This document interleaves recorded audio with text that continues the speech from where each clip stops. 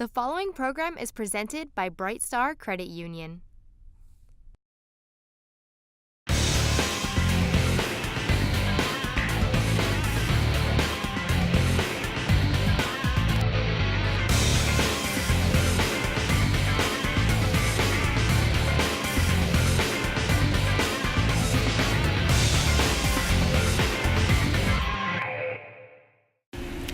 Hey guys, my name is Sierra Lyons. I'm from West Broward High School. This is my film, Overthinking. Shortcuts. Short film.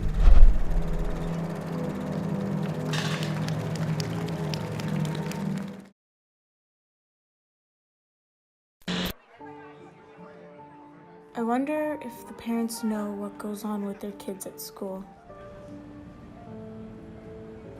I think this new ID policy is unnecessary. They don't even properly check your ID. I could be identifying myself as Elizabeth Wilson with red hair and they wouldn't even know. Maybe they could have a scanning method to reveal who we are in a more efficient way. I worry way too much. There's people probably judging me right now about my hair.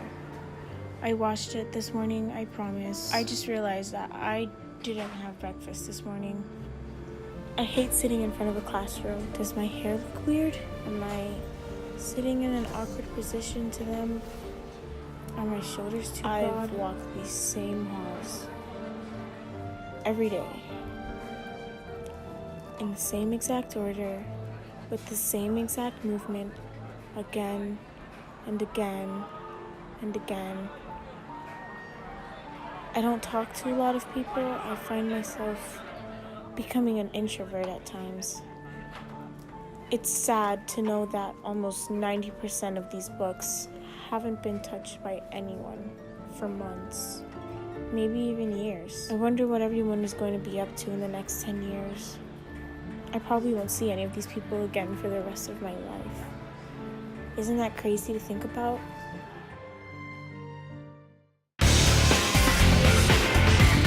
Hi everybody, my name is Clara Calabria and I am part of Doral Academy's Fiverr TV.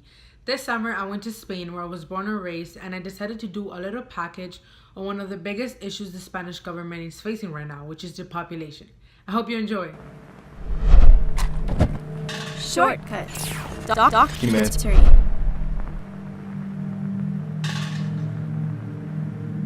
We're not really used to views like that of an abandoned building back in the States, but in Spain, depopulation is a significant issue the government is facing.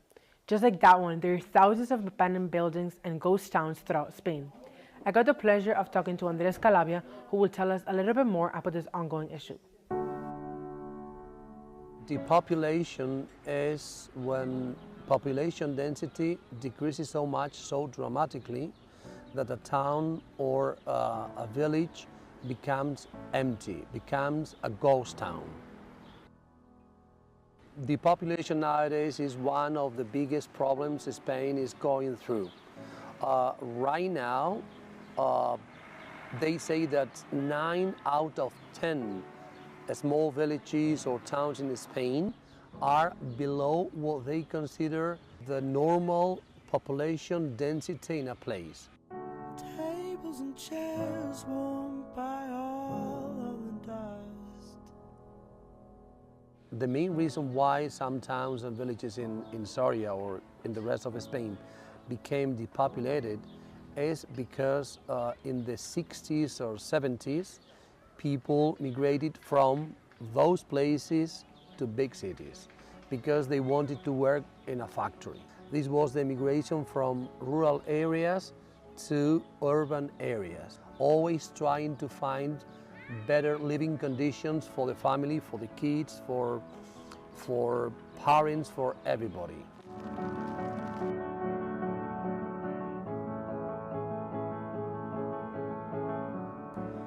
One of the saddest things when you visit one of those ghost towns is to see art jewels like a castle from the 10th century, a castle that was used to fight against the Muslims. You can find churches from the Romanesque or the Gothic period that are right now absolutely abandoned. Houses that were built in the 17th or 18th centuries, even before the United States were officially founded.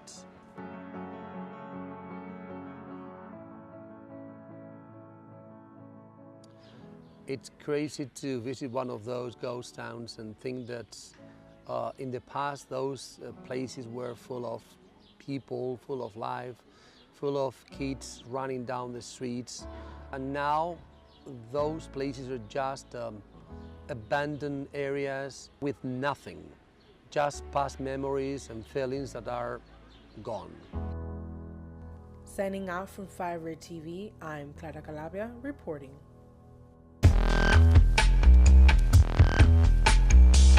Hi, my name is Enrique Ross, and this is my Wynwood Documentary. Enjoy. Shortcuts. Documentary.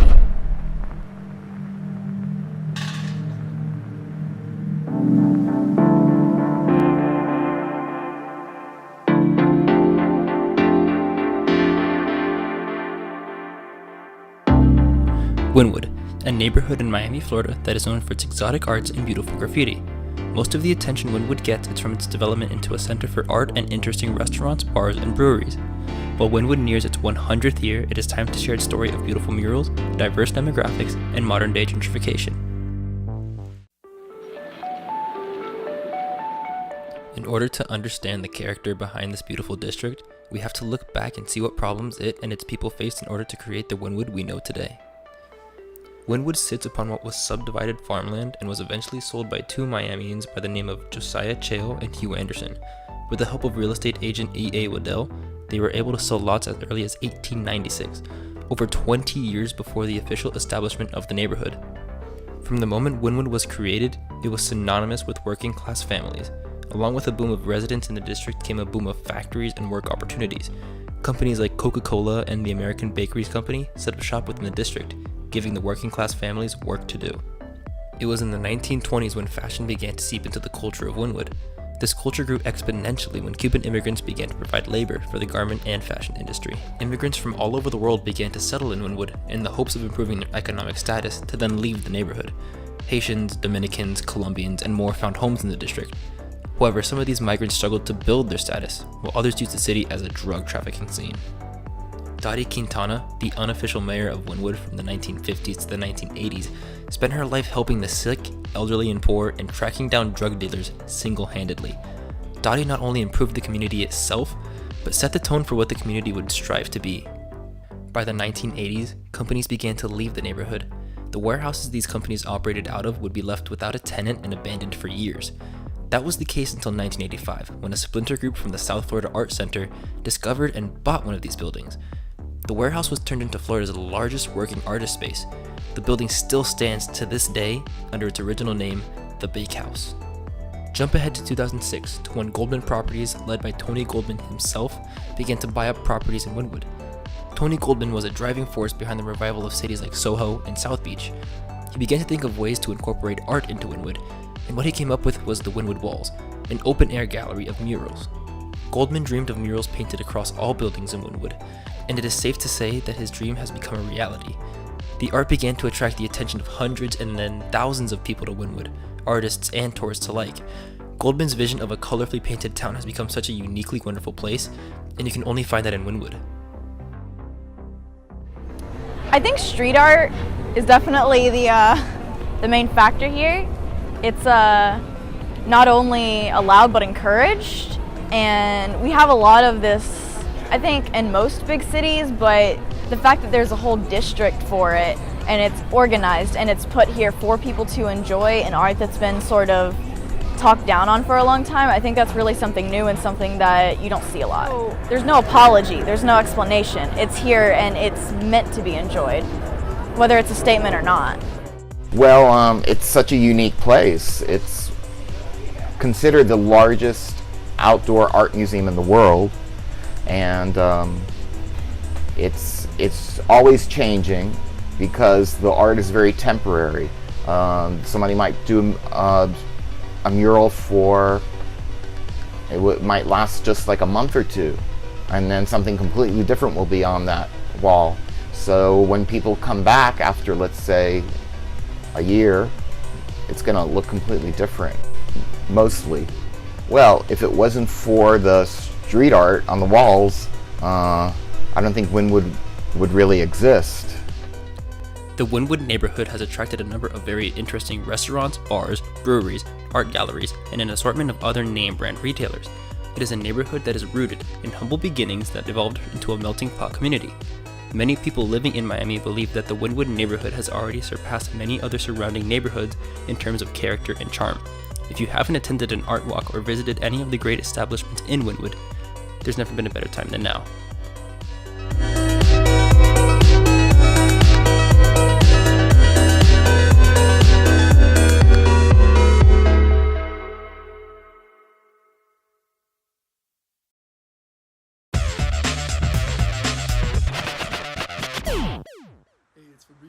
Here from Firebird TV, and I'm here to show you guys my short film that I made with Jada Zabala called 16, and it's a comedy. And yeah, hope you guys enjoy it, and yeah. Shortcuts. Short Film.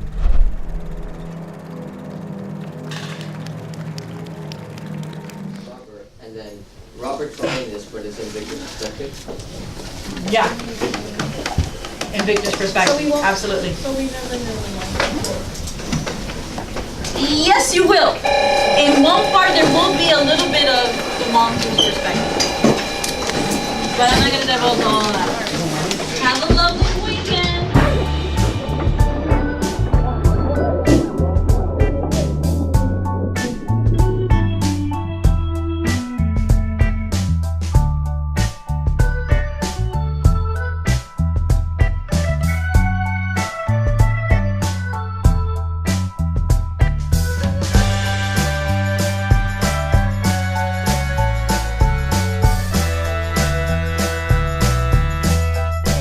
Whole idea, and I never get credit for it, so I don't know what to do anymore. And did he let you send it at all? No, of course not.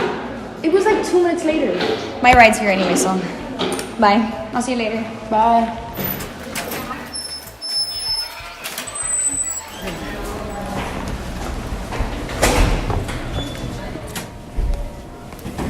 Oh my god, I'm so sorry.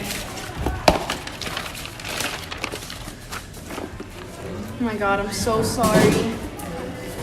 Oh, Leo, I didn't even realize it was you. What do I say? What do I say?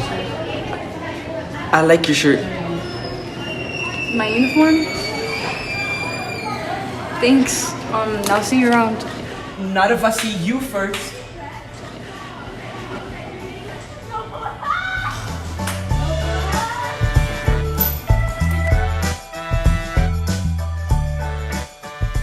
Jeez, not if I see you first? What the hell's wrong with you? I panicked, okay? I'm sorry. It's like we're not even related. Every time I go around girls, I just freeze. Like, I get nervous, and mostly around Emma. Emma? Hey, yo, who's Emma? Some girl. Some girl? You like her? I get you. I know. Listen, if you ever need anything, especially with girls, you know I got you, alright? Put on your seatbelt.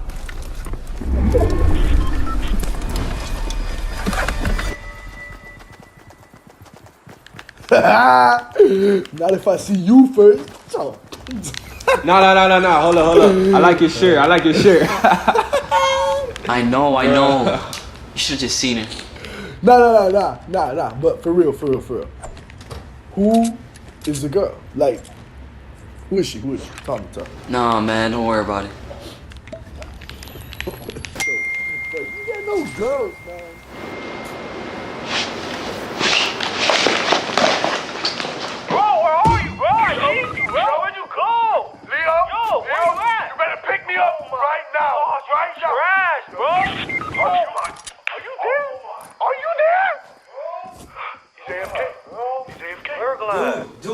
Dude.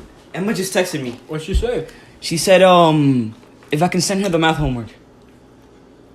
Then send her the math homework. Yeah, dude, and to send her the English homework. There's more, just listen. She said, hey, thanks for helping me pick up my books earlier today. I really appreciate that. Smiley face. Then she said, we should hang out sometime. Smiley face. Yes. 2 smiley faces. Yes. Oh, dude, you were in there, bro. How am I supposed to hang out with her if I can't even talk to her? You're so screwed. Screwed? What do you mean screwed? You're on your own. Bro, you're the one that told me if I needed help that you'll help me. When the hell did I say that? Literally a couple hours ago. Bro, calm down. I do not like your attitude. Listen, sit back down. I'll guide you through this, and I'll help you through every single step. You know, as a matter of fact, let's go. Wait, where are you going? To eat, I'm hungry. You coming or what? Nah, we're good. Yeah, we're at the park. We just had some Wendy's. Yeah, it's me and her. And then she says, we should hang out sometime. Like, what? Yeah, no, I couldn't believe it either. Yeah, no. All right, I'll talk to you. Wait, call him a dweeb? All right, I will. All right, bye. Love you, Dad. Wait, that was Dad? Yeah, he says you're a dweeb. Why do you keep telling everybody, bro? Whatever, dude. Listen, that's not the point. I gotta know where we stand before we start. Stand as in... When was the last time you kissed a girl? Come on, dude, you can tell me. I haven't kissed a girl. That's a good one. I'm serious. Oh, you are? That's kind of sad, dude. Gee, thanks. No, dude, no. It's kind of cute if you think about it. It's kind of like you're saving yourself for the right girl. Maybe. Like, for Emma. What's this girl like anyway? Well, she's kind, beautiful, sweet, and she has these little freckles on her face. Whoa, whoa! Every time what do you think this is? An episode of The Bachelor? Sorry. Come on, dude. Hey, look, why don't we try this? Let's pretend I'm Emma. That's so dumb. Ooh, look, I'm Emma. I'm sweet, kind, and beautiful. We really gotta do this? It's for your own good.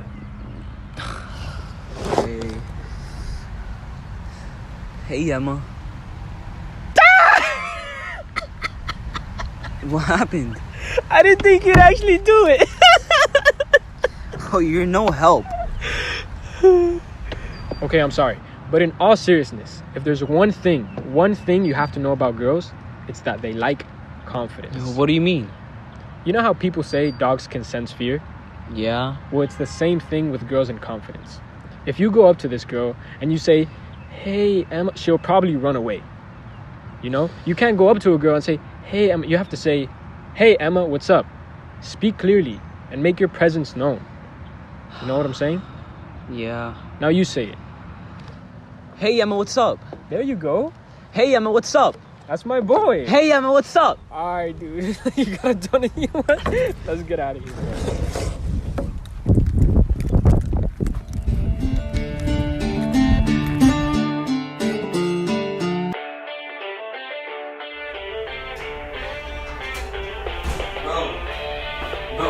Whoa, hold up. You won't believe what just happened. What happened? Is it about Emma? Yes, I just ran into her. Where? She was by sushi sake and then she was sitting there alone, so And what'd you do? I went up to her. I took her advice about being confident. My little baby bro. I can already picture how it went down.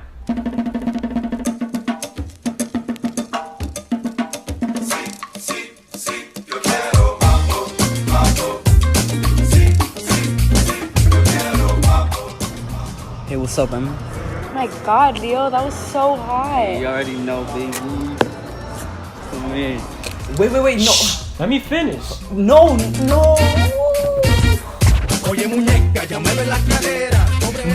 No, that's not what happened. So what happened? This. Hey, what's up, Emma? Oh, hey, Leo. Hello. What's up? What are you doing here? Just walking around. Just walking around? Yeah, I like to walk around sometimes. Okay. By the way, thanks for helping me pick up my books today. I really appreciated it. It's no big deal. No, it really was. Usually people just see it and keep walking, so I really would do anything to make it up to you. There's just one thing. Anything, I promise.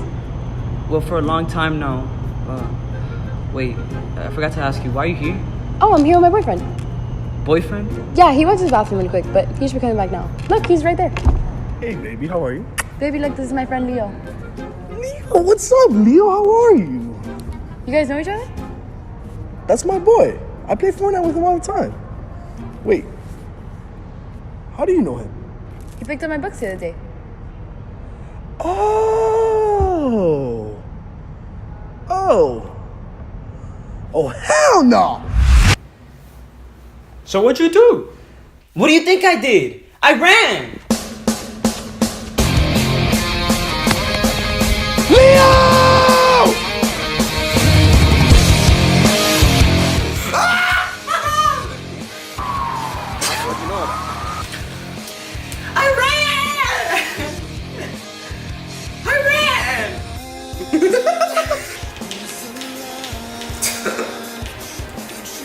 You don't believe what just happened?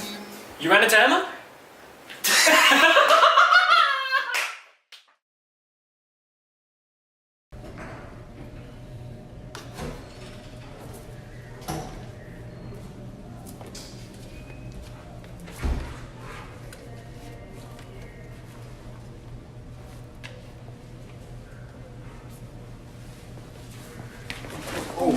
My bad. It's okay.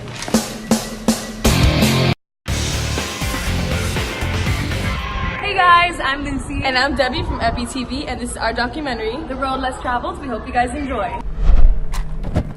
Shortcuts. Documentary.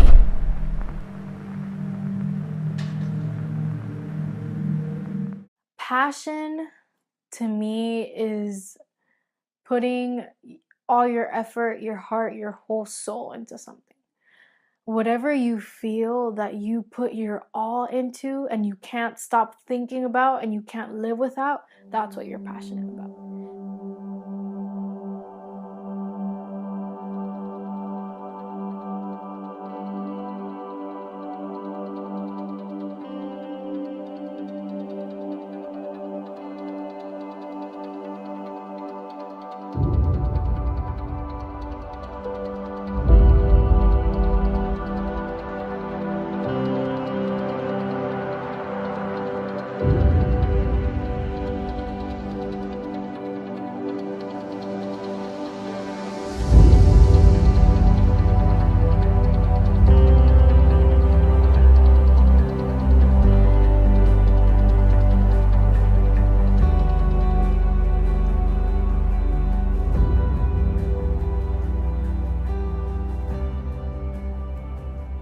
I don't know. That's a good question. I don't know what passion means. That's weird. I guess motivation. I don't know. Drive. I don't know. I just know that you can't live without it. The way I see it is, right after high school, your life just starts, right? And then you have 50, 60, 70 plus years. I'd rather be happy those 50, 60, 70 plus years than feel trapped, working a job that kind of gets monotonous, kind of boring after a while. It's this feeling of like overwhelming happiness and like self-fulfillment, and when the time goes by like that. I think that's a huge indicator that you're passionate about something. When you're doing a task and you just feel like you're not even doing the work. Well, passion means everything to me. It means living how you want your life to be, like doing what you love every single day. Like I say you're not really living your life if you're not passionate about something. I feel like everybody has something to be passionate about, whether it be a person, whether it be a career, whether it be a dog.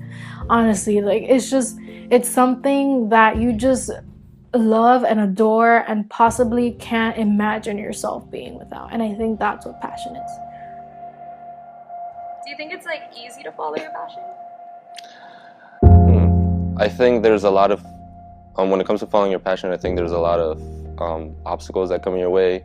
Even if it's like minor little things that just kind of throw you off, especially with something as hard as the arts in general.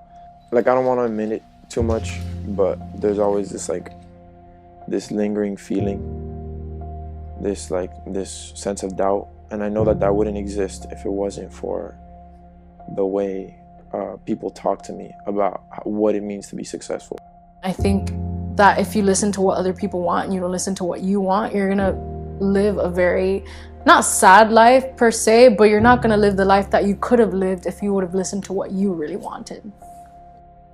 I mean, it does feel bad at a moment because it obviously puts you down, and I'm just like, damn, like, you know, like, why do they have to say that?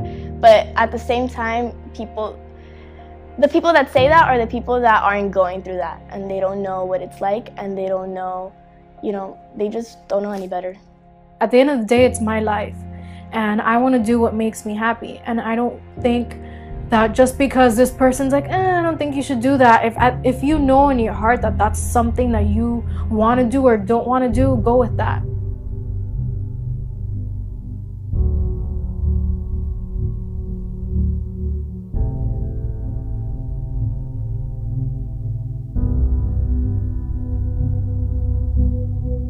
I don't think they know how hard it is to say, like, this is my dream, and to say with all your heart and how much that takes, you know, compared to like the amount of fear and the amount of pressure that kind of comes with it, with saying those words. It is scary, and it's okay to feel scared, because if you don't feel scared, you're too comfortable, and it's bad if you're too comfortable. You always have to be challenging yourselves. When you get over that fear and you accomplish that something knowing that you were scared of it, I think that's like one of the best feelings ever. When you can think back and be like, oh my God, I was so scared to do this, but I did it. Sometimes it is hard, but you just kind of have to put things in perspective.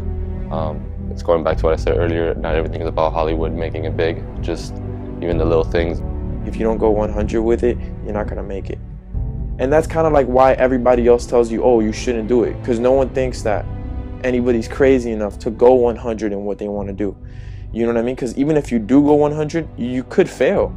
You could. You really could. You really could. But wouldn't you much rather fail? Like, wouldn't you much rather say, damn, at least I did this. Like, at least I tried. Like, at least I tried. No matter what your fear is, whether it's, okay, I'm not gonna make enough money, or I'm not gonna make a career out of this, if it's something you love, I think it's important that you follow that. Because at the end of the day, life is way too short to be unhappy. And it's at the same time, it's way too long to be unhappy too. Don't let fear get in the way of pursuing your dream, because then you're really gonna regret it for a lifelong time. It's comforting to know that we have time still, and that it's okay to not know, and that it's okay to take your time and create your own path. When you're passionate about something, it's more rewarding when you finish that task, whereas everything else feels like a task. And if people even listen to themselves, like, I would be like, you know, you can make it. Like, you can be like the next. Like, you can be next. You can be next up. What's up? But then they start telling you, oh no, I gotta go to school, but you don't want to go to school. Oh, but it's the smart call. No, the smart call is whatever you want to do, because you're a smart person. So just do whatever you want to do. That's it. It's not that hard. You just gotta have confidence. Everybody's scared, you know what I mean? But you just don't live your life in a scared way.